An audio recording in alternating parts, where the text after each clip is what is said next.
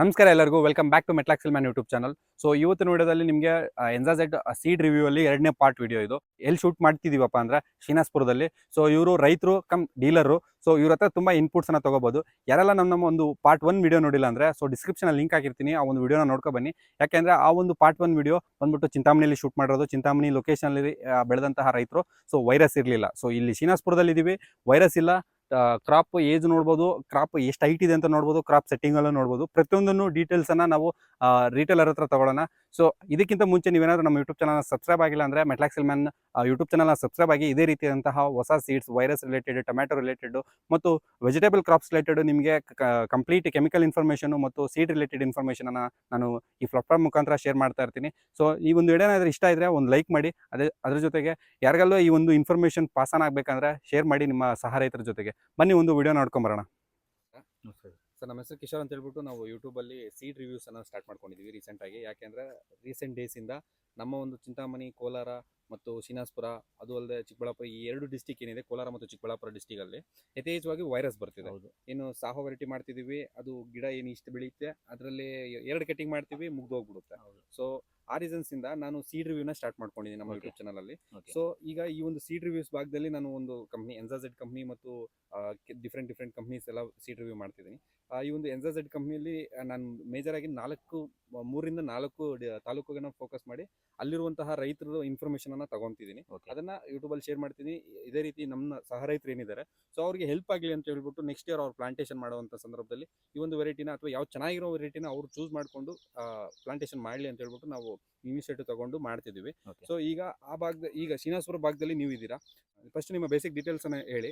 So ಅದಾದ ನಂತರ ನಾನು ಕೆಲವೊಂದು ಕ್ವಶನ್ಸ್ ಕೇಳ್ತೀನಿ ಈ ಸೀಡ್ ಬಗ್ಗೆ. ನಿಮ್ಮ ಒಂದು ಆನೆಸ್ಟ್ ಒಪಿನಿಯನ್ ಅನ್ನ ಕೊಡಿ ರೈತರಿಗೆ. ಯಾಕೆಂದ್ರೆ ನೆಕ್ಸ್ಟ್ ಇಯರ್ ರೈತರು ಪ್ಲಾಂಟೇಶನ್ ಮಾಡೋರು ಇರ್ತಾರೆ, ಅವ್ರಿಗೊಂದು ಮಾರ್ಗದರ್ಶನವಾಗಿರ್ಬೇಕು. ಆ ಕಾರಣದಿಂದ ಸೊ ಈ ಒಂದು ವಿಡಿಯೋನ ಮಾಡ್ತಿರೋದು. ಸೊ ಸರ್, ಈಗ ಮೊದಲಿಗೆ ನಿಮ್ಮ ಹೆಸರು ಸರ್? ಚಂದ್ರಶೇಖರ್ ರೆಡ್ಡಿ ಅಂತ ಸರ್. ನಿಮ್ಮ ಊರು? ನಮ್ಮೂರು ಶ್ರೀನಿವಾಸಪುರ ತಾಲೂಕು, ಬೈಪಲ್ಲಿ ಅಂತ ಹೇಳ್ಬಿಟ್ಟು. ನಾನು ಪುಂಗ್ನೂರು ಕ್ರಾಸಲ್ಲಿ ವಿನಾಯಕ ಅಗ್ರಿ ಕ್ಲಿನಿಕ್ ಅಂತ ಹೇಳ್ಬಿಟ್ಟು ನಮ್ಮದು ಫರ್ಟಿಲೈಸರ್ ಶಾಪ್ ಇದೆ. ಈ ಸೀಡನ್ನು ನಾನು ಆಲ್ರೆಡಿ 1 ವರ್ಷದಿಂದ ಸೋಯಿಂಗ್ ಮಾಡ್ತಾ ಇದ್ದೀನಿ. ಸರ್, ಈಗ ನೀವು ಮೆನ್ಷನ್ ಮಾಡಿದ್ರಿ ಡೀಲರ್ ಅಂತ. So dealer as A dealer ಆಗಿ ಲಾಸ್ಟ್ ಇಯರ್ ನೀವು ಫಾರ್ಮರ್ಸ್ ಕಂಪ್ಲೇಂಟ್ಸ್ ಅನ್ನ ಕೇಳ್ತಾ ಇರ್ತೀರಾ. ಡಿಫ್ರೆಂಟ್ ಸೀಡ್ಸ್ ಅನ್ನ ಪ್ಲಾಂಟೇಶನ್ ಮಾಡಿರ್ತಾರೆ, ಅದರಲ್ಲಿ ರೋಸ್ ಬರೋದಾಗಿರ್ಲಿ ಅಥವಾ ವೈರಸ್ ಬರೋದಾಗಿರ್ಲಿ, ಈ ರೀತಿಯಾದಂತಹ ಕ್ವಶನ್ಸ್ ಫಾರ್ಮರ್ಸ್ ಕಂಪ್ಲೇಂಟ್ಸ್ ಅನ್ನೋದು ಬರ್ತಾ ಇರುತ್ತೆ ನಿಮ್ಮ ಕೌಂಟರ್ಗೆ.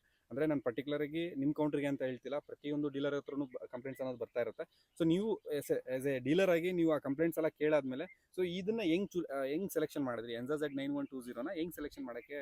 ಸರ್, ಲಾಸ್ಟ್ ಇಯರ್ ಕಂಪ್ನಿಯವರು ನನಗೆ ಡೆಮೋ ಸೀಡ್ಸ್ ಕೊಟ್ಟರು. ಬರೀ ಒಂದು 2 ಸಾಲ ಕೊಟ್ಟಿದ್ದು. ಮತ್ತೆ ಇನ್ನೊಂದು ಫ್ಲಾಟ್ ಅಲ್ಲಿ 2 ಸಾಲ ಕೊಟ್ಟರು. ಸಾಹೋ ಜೊತೆ ಮಾಡಿಸಿದ್ನಿ. ಅದು ಸಾಹೋ ನನಗೆ 1 ತಿಂಗಳಿಗೆಲ್ಲ ಮುದ್ರು ಬಂದ್ಬಿಡ್ತು. ಬಟ್ ಇದು ಮುದ್ರು ಬರಲಿಲ್ಲ. ಕಾಯಿ ಸೆಟ್ಟಿಂಗ್ ಆಯ್ತು, ಫುಲ್ ಚೆನ್ನಾಗಾಯ್ತು.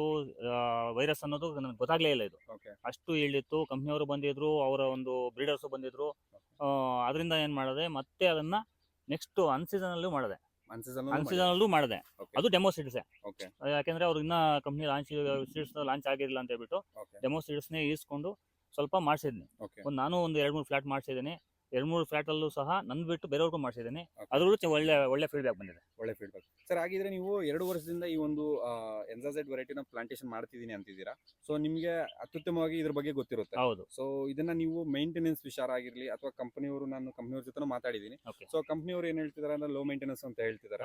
ಸೊ ನೀವು ಲಾಸ್ಟ್ 2 ಇಯರ್ಸ್ ಇಂದ ಮಾಡಿದೀರಾ. ಸೊ ನನಗೆ ಕಂಪ್ನಿಯವ್ರಿಗಿಂತ ಆಸ್ ಎ ಫಾರ್ಮರ್ ಮತ್ತು ಡೀಲರ್ ಆಗಿ ನಿಮಗೆ ತುಂಬಾ ಎಕ್ಸ್ಪೀರಿಯನ್ಸ್ ಇರುತ್ತೆ. ಸೊ ಏನ್ ಫರ್ಟಿಗೇಷನ್ ಏನ್ ಮಾಡಿದೀರಾ ಅಥವಾ ಏನ್ ಕಂಪನಿಯವ್ರು ಹೇಳೋದೇನಂದ್ರೆ ನೈಟ್ರೋಜನ್ ಕಮ್ಮಿ ಕುಡಿ ಅಂತ.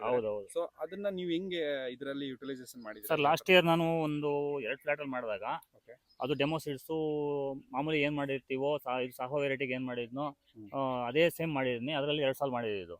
ಬಟ್ ಮತ್ತೆ ಅನ್ಸೀಸನ್ ನಾನು ಮಾಡಿದ್ನು ಅಂತ ಹೇಳಿದ್ನಲ್ಲ, ಅನ್ಸೀಸನ್ದು ನಾನು ರೀಪ್ಲಾಂಟೇಶನ್ ಅಂದ್ರೆ ಮಾಡಿರೋ ಬೆಡ್ ಅಲ್ಲೇ ಮತ್ತೆ ಮಾಡಿದ್ದು. ಸೆಕೆಂಡ್ ಬೆಡ್ ಅಲ್ಲಿ ಮಾಡಿದ್ದು. ಅದು ಎಕ್ಸಲೆಂಟ್ ಆಗಿ ಬಂದಿತ್ತು. ಅದು ಗೊಬ್ಬರಗಳನ್ನ ತೆಳ್ಳಲಿಲ್ಲ. ನಾವೇನ್ ಕೊಟ್ಟಿತ್ತು ಅದ್ರ ಜೊತೆನೇ ಇದು ಮಾಡ್ಕೊಂಡು ಆಟೋಮೆಟಿಕ್ ಆಗಿ ಕ್ರಾಪ್ ಈಸಿಯಾಗಿ ಆಗೋಯ್ತು. ಬಟ್ ಈ ಸಲ ಏನ್ ಮಾಡಿದ್ನಿ, ಹೊಸ ಬೆಡ್ ಮಾಡಿದೀನಿ. ಹೊಸ ಬೆಡ್ ಮಾಡಿ ಕ್ರಾಪ್ ಮಾಡಿದೀನಿ ಸರ್. ಸರ್ ಈಗ ಲಾಸ್ಟ್ ಇಯರ್ ನೀವು ಈ 2 ವರ್ಷ ಹಿಂದಕ್ಕೆ ವೈರಸ್ ಇತ್ತು, ಒಂದು ಹೌದು. 3 ವರ್ಷದಿಂದ ವೈರಸ್ ನಮ್ಮ ಭಾಗದಲ್ಲಿ ಯಥೇಚ್ಛವಾಗಿದೆ. ಸೊ ಆ ಟೈಮಲ್ಲಿ ಈಗ ಸಾಹೋನೋ ಅಥವಾ ಬಾಹೋನೋ ಯಾವುದೋ ಒಂದು ವೆರೈಟಿನ ಪ್ಲಾಂಟೇಶನ್ ಮಾಡಿರ್ತೀರಾ. ಸೊ ಅದಕ್ಕೆ ನಿಮ್ಗೆ ಎಷ್ಟು ಖರ್ಚು ಬರ್ತಿತ್ತು? ಈ ಒಂದು ಎನ್ಜಾಝೈಡ್ 9120 ಅಂತಿದೆಯಲ್ಲ, ಸೊ ಇದಕ್ಕೆ ಎಷ್ಟು ಖರ್ಚು ಬರ್ತಿದೆ? ಸರ್ ಒಂದು 30 to 40% ಕಡಿಮೆ ಇದೆ ಸರ್ ಖರ್ಚು. ಸೊ 30 to 40% ಅಂದ್ರೆ ಈಗ ಒಬ್ಬ ಡೀಲರ್ ಆಗಿ ನೀವು ಒಂದು ಅರೌಂಡ್ ಒಂದು ಎಕರೆಗೆ ಒಂದು 2.5 ಒಂದು 3 ಲಕ್ಷ ಖರ್ಚು ಹೌದು ಸರ್, ಮಾಡ್ತೀರಾ. ಹೌದು. ಸೊ ಇದರಲ್ಲಿ ನಮ್ಗೆ ಎಷ್ಟು ಬರ್ತಿರ್ಬೋದು? ಒಂದು ಅವರೇಜ್ ಆಗಿ ಒಂದು 2 ಲಕ್ಷವರೆಗೂ ಬರ್ಬೋದು ಅಷ್ಟೇ. ಅಂದ್ರೆ Maximum ಅಂದ್ರೆ ಇರುತ್ತೆ, ಮ್ಯಾಕ್ಸಿಮಮ್ ಅಂದ್ರೆ 2 lakhs ಅಷ್ಟೇ. 2 lakhs. ಹ್ಮ್. ಸೊ ಇದ್ರ ಪ್ರಕಾರ ನೋಡೋದಾದ್ರೆ ರೈತರಿಗೆ ಇದು ಉತ್ತಮವಾದಂತಹ ಉತ್ತಮ ವೆರೈಟಿ ಸರ್. ಸೊ ಈಗ ಆಕ್ಚುಲಿ ನಾವು ಸ್ಪೇಸಿಂಗ್ ಕೊಟ್ಟು ಹ್ಮ್.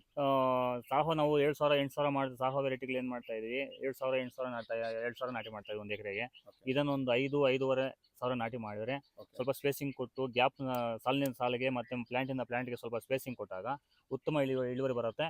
ಮತ್ತೆ ನಾವು ಏನು ಫರ್ಟಿಲೈಸರ್ಸ್ ಅಷ್ಟೇ ಮೇಂಟೆನೆನ್ಸ್ ಕಡಿಮೆ ಇರುತ್ತೆ. ಓಕೆ ಸರ್, ಸ್ಪ್ರೇಸು ಈಗ ನೀವು ಖುದ್ದು ಡೀಲರ್ ಆಗಿರೋ ಕಾರಣದಿಂದ ಸೊ ವೈಟ್ ಫ್ಲೇಗೆ ಸ್ಪ್ರೇಸು ಏನು ಹೋಗಿದ್ದೀರಾ ಸರ್ ಇದರಲ್ಲಿ ಮೇಜರ್ ಆಗಿ ಈ ಒಂದು ಕ್ರಾಪಲ್ಲಿ? ಸರ್ ನಾನು ಕೊಟ್ಟಿದ್ದೀನಿ, ಪೆಗಾಸಿಸ್ ಕೊಟ್ಟಿದ್ದೀನಿ, ಸಿಮೋಡಿಸ್ ಕೊಟ್ಟಿದ್ದೀನಿ, ಓಕೆ ಮತ್ತೆ ಎಪಿಕಾನು ಕೊಟ್ಟಿದ್ದೀನಿ. ಬಟ್ ಇವಾಗೇನೋ ಎಲ್ಲ ವೈಟ್ ಫ್ಲೈಸ್ ಯಾಕಂದ್ರೆ ಎಲ್ಲ ವೆರೈಟಿಗಳು ಬರ್ತಾ ಇರೋದ್ರಿಂದ ಭಯಕ್ಕೋಸ್ಕರ ನಾವು ಅದನ್ನ ಚೂಸ್ ಮಾಡಿದ್ವಿ. ಓಕೆ ಬಟ್ ಲಾಸ್ಟ್ ಇಯರ್ ಮಾಮೂಲಿ ಏನು ಕೊಟ್ಟಿದ್ವೋ ಎಲ್ಲ ಸೇಮ್ ಕೊಡ್ತಾ ಇದ್ವಿ. ಆವಾಗ ವೈರಸ್ ಅನ್ನು ಇದಿಲ್ಲ. ಓಕೆ ಸರ್, ಈಗ ನೀವು ವೈರಸ್ ಅಂತ ಪೆನ್ಷನ್ ಮಾಡ್ತಿದ್ರ, ಈ ತೋಟ ನೋಡಿದಾಗ ಒಂದು ಗಿಡನೂ ವೈರಸ್ ಕಾಣಿಸ್ತಿಲ್ಲ. ಹೌದು. ಸೊ ಈ ಒಂದು ತೋಟದಲ್ಲಿ ಪ್ರತಿಯೊಂದು ಗಿಡದಲ್ಲೂ ಸಹ ಕ್ರಾಪಿಂಗು ಫುಲ್ಲು ಸೆಟ್ ಆಗಿದೆ. ಈಗ ಅಬ್ಸರ್ವ್ ಮಾಡೋದಾದ್ರೆ ಸೊ ಕ್ರಾಪ್ ಏನ್ ಗ್ರೀನಿಶ್ ಆಗಿ ಕಾಣಿಸ್ತಿದೆ. ಸೊ ಎಷ್ಟು ದಿನ ಆಗಿದೆ ಸರ್ ಈಗ ಪ್ಲಾಂಟೇಶನ್ ಮಾಡಿ? ಯಾವಾಗ ಪ್ಲಾಂಟೇಶನ್ ಮಾಡಿದ್ರೆ ಈಗ ಪ್ರೆಸೆಂಟ್ ಎಷ್ಟು ದಿನ ಆಗಿದೆ? ಸರ್ ಮೇ 1st ಅಲ್ಲಿ ನಾವು ಪ್ಲಾಂಟೇಶನ್ ಮಾಡಿದ್ದು. ಮೇ 1st ಅಲ್ಲಿ ಓಕೆ. ಇವಾಗ already 3 months crop actually. So ರೈತರೆ ಈಗ ನೀವು ಅಬ್ಸರ್ವ್ ಮಾಡೋದೇನಂದ್ರೆ ಈಗ ಮೇಜರ್ ಆಗಿ ರೈತರು ಪ್ಲಾಂಟೇಶನ್ ಮಾಡೋದು ಏಪ್ರಿಲ್ ಎಂಡಿಂಗು ಅಥವಾ ಏಪ್ರಿಲ್ ಅಲ್ಲಿ ಸ್ಟಾರ್ಟ್ ಮಾಡ್ಕೊಳ್ತಾರೆ. ಸೊ ಏಪ್ರಿಲ್ ಇಂದ ಮೇ 15th ವರೆಗೂ ಪ್ಲಾಂಟೇಶನ್ ಮಾಡ್ತಾ ಇರ್ತಾರೆ. ಯಾಕಂದ್ರೆ ಸೀಸನ್ ಬರೋದು ಜೂನ್ ಜುಲೈಲಿ ಮೇಜರ್ ಸೀಸನ್ ಬರೋದು. ಸೊ ಈ ಒಂದು ಟೈಮಲ್ಲೂ ಸಹ ಪ್ಲಾಂಟೇಶನ್ ಮಾಡಿದ್ರೆ ಈಗ ಆಲ್ರೆಡಿ ನಾವು ಪ್ರಿವಿಯಸ್ ವಿಡಿಯೋ ನೋಡಿದ್ವಿ. ಸೊ ಅದರಲ್ಲಿ ನಾವು ಮಾರ್ಚಲ್ಲಿ ಪ್ಲಾಂಟೇಶನ್ ಮಾಡಿದಂತಹ ವಿಡಿಯೋ ನೋಡಿದ್ವಿ. ಸೊ ಇನ್ ಫರ್ದರ್ ಏಪ್ರಿಲ್ ಅಲ್ಲಿ ಮಾಡಿರುವಂತಹ ವಿಡಿಯೋಸು ಬರುತ್ತೆ. ಅಂದ್ರೆ ನೆಕ್ಸ್ಟ್ ಫಾರ್ಮರ್ ಇದ್ದಾರೆ, ಸೊ ಅವ್ರನ್ನೂ ಕರೆಸ್ಬಿಟ್ಟು ಮಾತಾಡಿಸ್ತೀವಿ. ಸೊ ಈಗ ಪ್ರೆಸೆಂಟ್ ಇವರು ಮೇಲ್ ಮಾಡಿರೋದು ಗ್ರೀನಿಶ್ನೆಸ್ ನೋಡಿ, ಆ ಟೈಮಲ್ಲಿ ಪೀಕ್ ಇರುತ್ತೆ ವೈರಸ್ ಅನ್ನೋದು. ಈ ಒಂದು ಪೀಕ್ ಸೀಸನ್ ಅಲ್ಲೂ ಸಹ ಅಂದ್ರೆ ವೈರಸ್ ಇರುವಂತಹ ಒಂದು ಸಂದರ್ಭದಲ್ಲೂ ಸಹ ಈ ಒಂದು ವೆರೈಟಿಯಲ್ಲಿ ವೈರಸ್ ಅನ್ನೋದು ಕಾಣಿಸ್ಕೊಂಡಿಲ್ಲ.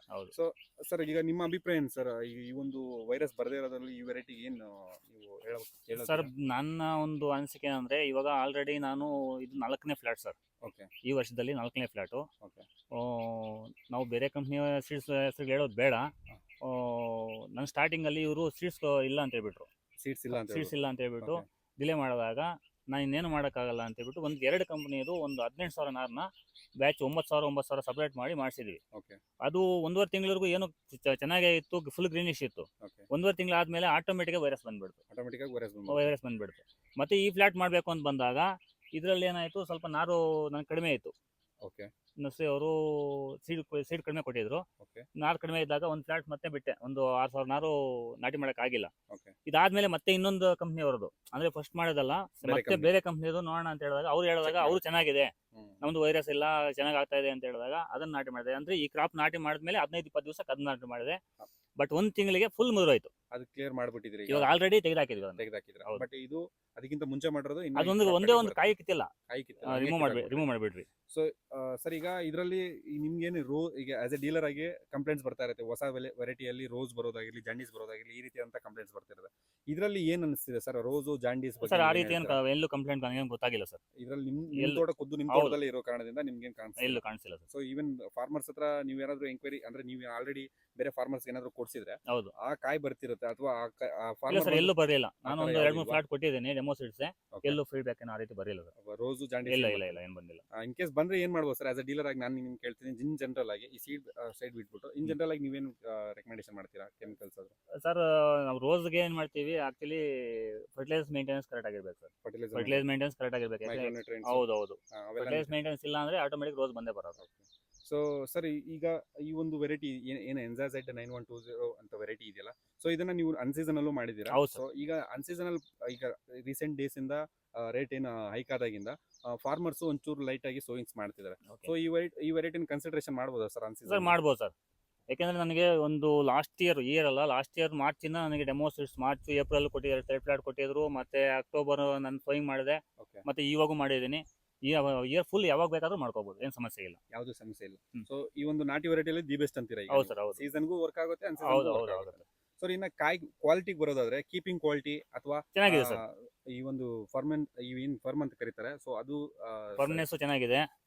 ಸೊ ಮತ್ತೆ ನಿಮ್ ಮಾರ್ಕೆಟ್ ಅಲ್ಲಿ ಏನು ಪ್ರೈಸ್ ಡಿಫ್ರೆನ್ಸಿಯೇಷನ್ ಆದ್ರೆ ಕಾಣಿಸ್ತಿದೆಯಾ ಸರ್? ಮಾರ್ಕೆಟ್ ಅಲ್ಲಿ ಪ್ರೈಸ್ ಅಂದಾಗ ಸರ್ ನಾವು ಹೇಳಬೇಕಂದ್ರೆ ಒಂದು ಕೆಲವು ವೆರೈಟಿಗಳು ಜಾಸ್ತಿ ಮೊದಲಿನ ಮಾರ್ಕೆಟ್ ಅಲ್ಲಿ ಸ್ಟ್ಯಾಂಡ್ ಆಗಿದಾವೆ. ಅದ್ರ ಮೇಲೆ ಸ್ವಲ್ಪ ಒಂದು ಚೂರು ಅಷ್ಟೇ. ಅದು ಬಿಟ್ರೆ ಲೋ ಫುಲ್ ಚೆನ್ನಾಗಿಲ್ಲ ಅಂತ ಹೇಳುವಂತ ಏನೂ ಇಲ್ಲ. ಒಂದ್ ಚೂರು ಸ್ವಲ್ಪ ಕಾಂಪಿಟೇಟ್ ಕೊಡುತ್ತೆ ಕಾಂಪಿಟ್ ಕೊಡುತ್ತೆ. ಕಾಂಪಿಟ್ ಒಂದು ಕೊಡುತ್ತೆ, ಅದಕ್ಕೇನು ಸಮಸ್ಯೆ ಇಲ್ಲ. ಸಾಹೋಗೆ ಕಾಂಪಿಟ್ ಹೌದು, ಕೊಡುತ್ತೆ ಕೊಡುತ್ತೆ ಅಥವಾ ಸರ್. ಅದಕ್ಕೂ ಯಾವ್ದಾದ್ರು ವೆರೈಟಿ ಇದ್ರೆ ಆ ಹೌದು, ವೆರೈಟಿಗೆ ಹೌದು, ಕಾಂಪಿಟ್ ಕೊಡುತ್ತೆ, ಕೊಡುತ್ತೆ, ಟಾಪ್ ಕೊಡುತ್ತೆ. ವೆರೈಟಿಗೆ ಕಾಂಪಿಟ್ ಕೊಡುತ್ತೆ. ಮತ್ತೆ ಇನ್ನೊಂದು ಏನು ಸರ್ ಇದ್ರಲ್ಲಿ ಏನು ಅಂದ್ರೆ ಸ್ಟಾರ್ಟಿಂಗ್ ಅಲ್ಲಿ ಯಾವ ಸೈಜ್ ಬರುತ್ತೋ ಲಾಸ್ಟ್ ಎಂಡಿಂಗ್ ಕೂಡ ಅದೇ ಸೈಜ್ ಇರುತ್ತೆ. ಸೊ ಈಗ ಆಲ್ರೆಡಿ ನಾವು ಒಂದು ಪ್ಲಾಟ್ ನೋಡ್ಕೊಂಡ್ ಬಂದಿದ್ವಿ, ಆ ವಿಡಿಯೋ ಆಲ್ರೆಡಿ ಅಪ್ಲೋಡ್ ಆಗಿರುತ್ತೆ. ಇದನ್ನ ನೋಡ್ತಿರೋ ಸೆಕೆಂಡ್ ವಿಡಿಯೋ ನೋಡ್ತಿರ್ತೀರಾ. ಸೊ ಆ ವಿಡಿಯೋದಲ್ಲಿ ನೀವು ನೋಡ್ತಿರ್ತೀರಾ ಟಾಪ್ ಅಲ್ಲಿ ಏನು 8 ಫೀಟ್ ಅಲ್ಲಿ ಇತ್ತು ಆ ಗಿಡ. ಸೊ ಆ ಒಂದು 8 ಫೀಟ್ ಅಲ್ಲಿ ಇದ್ದಾಗೂ ಸಹ ಅಲ್ಲೂ ಸಹ ಕಾಯಿ ಈ ರೀತಿ ಶೈನಿಂಗು ಪ್ಲಸ್ ಅದ್ರ ಜೊತೆಗೆ ಕಾಯಿ ಸೈಜು ಸಹ ಇತ್ತು. ಅದು ಖುದ್ದು ನಾನೇ ನೋಡ್ಕೊಂಡ್ ಬಂದಿದ್ದೀನಿ ಸರ್. ಈಗ ಆಲ್ರೆಡಿ ನಾವು ಚಿಂತಾಮಣಿಯಲ್ಲಿ ಒಂದು ವಿಡಿಯೋ ಮಾಡ್ಕೊಂಡ್ ಬಂದೆ. ಸೊ ಆ ಒಂದು ವಿಡಿಯೋದಲ್ಲಿ ನಾನು ಆಲ್ರೆಡಿ ತೋರಿಸಿದೀನಿ ಇಷ್ಟ ಹೈಟ್ ಇತ್ತು ತೋಟ ಅದು. ಆ ತೋಟದಲ್ಲಿ ಸೇಮ್ ಇದೇ ಸೈಜ್ ಇದೆ ಕಾಯಿ. ಸರ್ ಇನ್ನ ಇನ್ನೊಂದು ವಿಚಾರ ಏನಂದ್ರೆ ಈ ಒಂದು virus related. So next year farmers ಸೀಸನ್ಗೆ ಪ್ಲಾಂಟೇಶನ್ ಮಾಡ್ತಾರ ಅಂದ್ರೆ ಸೊ ನೀವು ಏನ್ ಗ್ಯಾರಂಟಿ ಕೊಡ್ತೀರಾ ಈ ಒಂದು? ಸರ್ 100% ನನ್ನೊಂದು ಗ್ಯಾರಂಟಿ ಶೂರ್ ಇದೆ, ಇದನ್ನ ನಾವು ಮಾಡ್ಬೋದು. ಬಟ್ ಏನಂದ್ರೆ ಯಾರೇ ರೈತ ಮಾಡ್ಲಿ ಅದು ಸ್ವಲ್ಪ ಸ್ಪೇಸಿಂಗ್ ನ ಸ್ವಲ್ಪ ಜಾಸ್ತಿ ಮಾಡ್ಕೊಂಡ್ರೆ ಒಳ್ಳೇದು. ಸ್ಪೇಸಿಂಗ್ ಜಾಸ್ತಿ ಮಾಡ್ಕೋಬೇಕು. ಯಾಕೆಂದ್ರೆ ಬ್ರಾಂಚಸ್ ವಿಪರೀತ ಬರ್ತವೆ. ಯಾವಾಗ ವಿಪರೀತ ಬ್ರಾಂಚಸ್ ಬರ್ತಾವೋ ಈ ಬ್ರಾಂಚಸ್ ಕ್ರೌಡ್ ಆದಾಗ ಆ ಒಂದು ಹೂವು ಇರೋದು ಡ್ರಾಪ್ ಆಗುತ್ತೆ. ಅದಕ್ಕೋಸ್ಕರ ಸ್ಪೇಸಿಂಗ್ ಸ್ವಲ್ಪ ಆದಷ್ಟು 1.25 ಇಂದ 2 ಅಡಿ ಸ್ಪೇಸಿಂಗ್ ಕೊಟ್ಕೊಂಡು 5 ಅಡಿ ಸಾಲಿಂದ ಸಾಲಿಗೆ 5 ಅಡಿ ಬಿಟ್ಟಾಗ ನಮಗೆ ಉತ್ತಮ ಇಳುವರಿ ಪಡಿಬಹುದು ಸರ್. ಸರ್ ಇನ್ನು ವೈರಸ್ ವಿಚಾರಕ್ಕಾದ್ರೆ ಇದ್ರಲ್ಲಿ ವೈರಸ್ ಬರೋದೇ ಇಲ್ಲ ಅಂತ? ಇಲ್ಲ ಸರ್, ನನ್ನ ಫ್ಲಾಟ್ ಅಲ್ಲಿ ಎಲ್ಲೂ ವೈರಸ್ ಅಂತ ಕಾಣಿಸ್ತಾ ಇಲ್ಲ. ನಾನು ನೋಡಿದೀನಿ, ಯಾಕಂದ್ರೆ ರೈತರು ವಿಡಿಯೋದಲ್ಲಿ ನೋಡ್ತಿರ್ತಾರೆ, ಅವ್ರು ಫಿಸಿಕಲ್ ಆಗಿ ಬರಕ್ಕಾಗಲ್ಲ. ಇನ್ ಕೇಸ್ ಅವ್ರೇನೋ ಬಂದು ನೋಡ್ತೀನಿ ಅಂದ್ರೆ ನೀವೇನೋ ಸಪೋರ್ಟ್ ಮಾಡಕ್ ರೆಡಿ ಇದೀರಾ ಸರ್? ರೆಡಿ ಇದೀನಿ ಸರ್. ನಿಮ್ದು ಬಂದು ನೋಡ್ಬೋದು ಸರ್. ವಿಲೇಜ್ ಹೆಸರು ಮತ್ತು ನಿಮ್ಮ ಹೆಸರು ಏನಾದ್ರು ಸರ್, ಮೊಬೈಲ್ ನಂಬರ್ ಹೇಳಂಗಿದ್ರೆ ಹೇಳ್ತೀನಿ ಸರ್. ಸರ್ ಶ್ರೀನಿವಾಸಪುರ ತಾಲೂಕು ಆರ್ಕುಂಟೆ ಪಂಚಾಯಿತಿ ಬೈಯಪ್ಪಲ್ಲಿ. ನನ್ನ ಹೆಸರು ಚಂದ್ರಶೇಖರ್ ರೆಡ್ಡಿ ಅಂತ. ಬೇಕಾದ್ರೆ ನನ್ನ ಕುಮ್ನೂರು ಕ್ರಾಸಲ್ಲಿ ನನ್ನ ಡೀಲರ್ ಶಾಪ್ ಇದೆ, ವಿನಾಯಕ ಅಗ್ರಿ ಕ್ಲಿನಿಕ್ ಅಂತ. ಅಲ್ಲಿ ಬಂದು ವಿಚಾರಿಸಿದ್ರು, ಬೇಕಾದ್ರೆ ತೊಳೆತ ನಾನೇ ಕರ್ಕೊಂಬರ್ತೀನಿ. ನನ್ನ ಮೊಬೈಲ್ ನಂಬರು 9480270993. ಸೊ ಈಗ ರೈತರಿಗೆ ಯಾರೆಲ್ಲ ಏನಾದರೂ ಒಂದು ಕ್ವೆರೀಸ್ ಇದ್ರೆ ಇವ್ರಿಗೂ ಕಾಲ್ ಮಾಡಿ. ಕಂಪ್ನಿಯವ್ರ ನಂಬರ್ ಕೊಟ್ಟಿರ್ತೀನಿ, ಕಂಪ್ನಿಯವ್ರಿಗೂ ಕಾಲ್ ಮಾಡಿ. ಇಲ್ಲ ವೈರಸ್ ಟಾಲರೆನ್ಸ್ ಆಗೇ ಬಿಲ್ಡ್ ಆಗಿರುವಂತಹ ವೆರೈಟಿ ಇದು. ಸೊ ಇದಿಷ್ಟು ನೆಕ್ಸ್ಟ್ ವಿಡಿಯೋದಲ್ಲಿ ಸಿಗ್ತೀನಿ. ಜೈ ಜವಾನ್ ಜೈ ಕಿಸಾನ್.